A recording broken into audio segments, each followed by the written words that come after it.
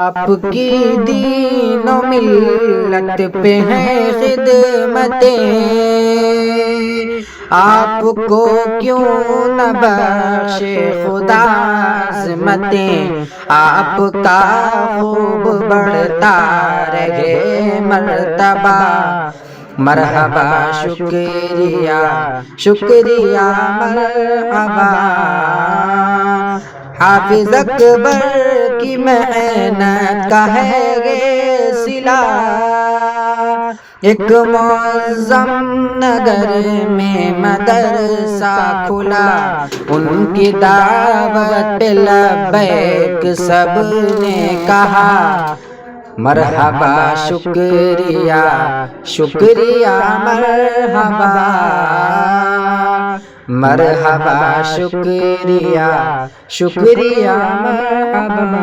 میں نہایت ہی ادب و احترام سے گزارش کر رہا ہوں آج کے ہم سب کے استاد محترم اور آج کے اس پروگرام کے سرپرست، جن کی سرپرستی میں آج کا یہ کارواں اپنا سفر طے کر رہا ہے، میری مراد حضرت مولانا دلاور حسین ندوی یقین فیض آبادی صاحب سے کہ وہ تشریف لائیں اور چند ضروری باتیں ہمارے درمیان رکھیں، چونکہ یہ بھی طلبہ ہے، ہم لوگ بھی آپ کے طالب علم ہیں، تو کچھ نصیحت ہم لوگوں کے درمیان آ جائے۔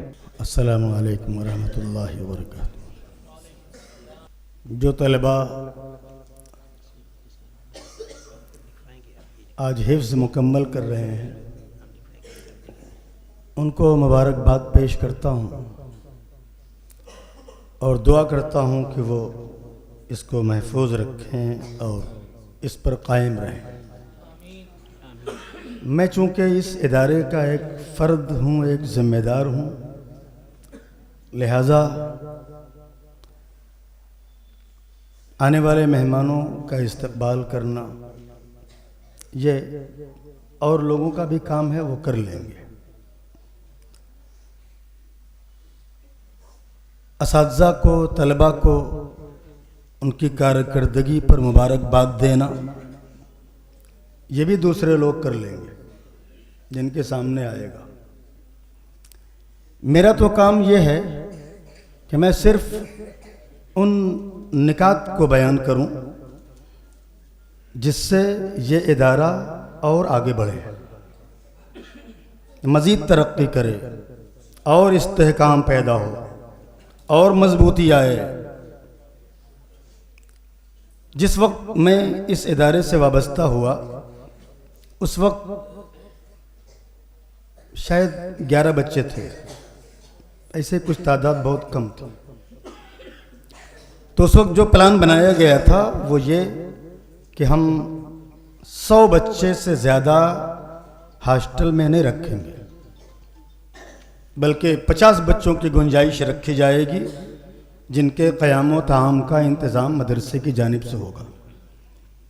اتنی بڑی عمارت نہیں ہے جس میں زیادہ تعداد میں طلبہ کو رکھا جا سکے اور ان کا انتظام کیا جائے، اٹھنے بیٹھنے، کھانے پینے، درجے میں پڑھنے پڑھانے۔ اس لیے ایک محدود تعداد ہو جس پر محنت کی جائے اور لائق اور فائق طلبہ تیار کیا جائے۔ اتنے طلبہ نہ ہو کہ صرف بھیڑ دکھائی دے، چند ہوں اور ان میں کوالٹی ہو، اس کو دیکھ کر لوگ سمجھیں کہ ہاں یہاں کچھ الگ قسم کے طلبہ تیار کیے جاتے ہیں۔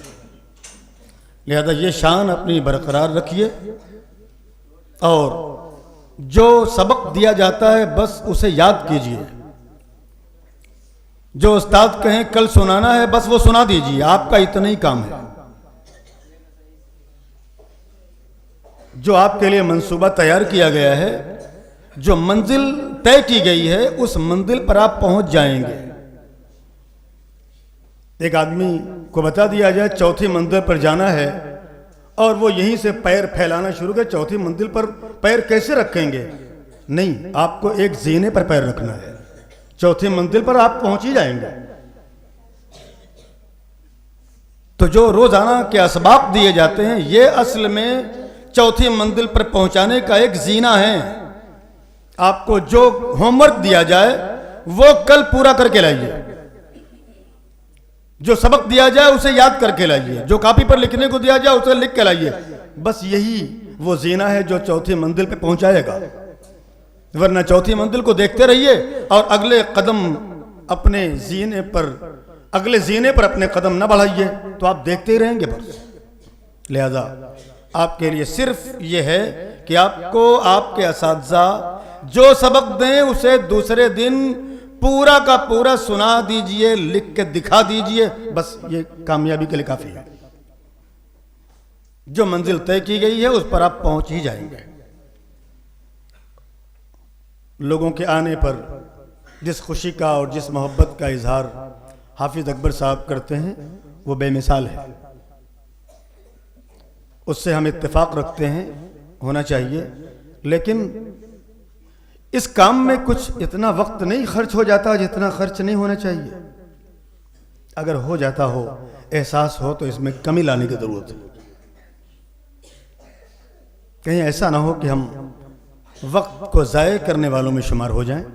لہذا اصل جو کام ہوتا ہے اس کو سامنے رکھنا چاہیے اور آئندہ کے لیے پھر لائحہ عمل تیار کریں کہ آئندہ کوئی پروگرام ہوگا تو ہم کتنا اسے فائدہ مند بنا سکتے ہیں اور کتنی ایسی باتوں سے جو بیجا تھیں، جو شاید بے ضرورت تھیں، ان سے ہم بچ سکتے ہیں. اللہ تعالیٰ اس ادارے کو دن دونی رات چوگنی ترقی عطا فرمائے. ہماری نیک تمنائیں، نیک خواہشات آپ کے ساتھ ہیں اور اسی طرح وقتاً فوقتاً آپ ہمیں بھی موقع دیتے رہیں کہ کچھ باتیں گوش گزار ہم بھی کرتے رہیں.